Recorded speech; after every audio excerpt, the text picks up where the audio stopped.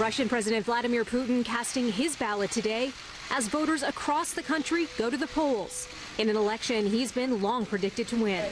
A victory for Putin set to keep him in power for another 6 years after a vote that's seen hundreds of irregularities, according to some election monitors.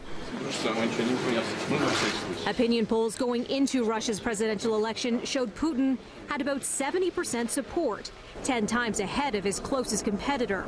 The 65-year-old's top opponent, Alexei Navalny, was barred from running over a fraud conviction, which the opposition leader says was politically motivated. Navalny urged Russians to boycott the election. Independent observers monitoring live web streams of polling stations are pointing to alleged election violations, saying the footage shows cases of ballot stuffing.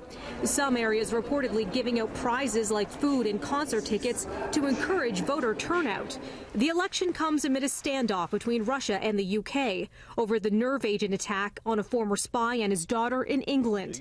Today, British Foreign Secretary Boris Johnson accusing Moscow of stockpiling the chemical used in the poisoning. We actually have evidence within the last 10 years that Russia has not only been investigating the delivery of nerve agents for the purposes of assassination, but has also been creating and stockpiling Novichok.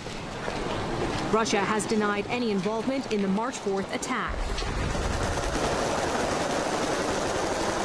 In the Syrian town of Afrin today, Turkish forces and their Syrian rebel allies raising their flags, declaring full control of the town.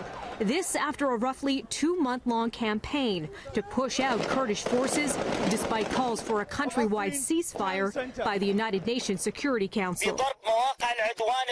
Now Kurdish forces signaling their response will shift from direct confrontation to guerrilla tactics.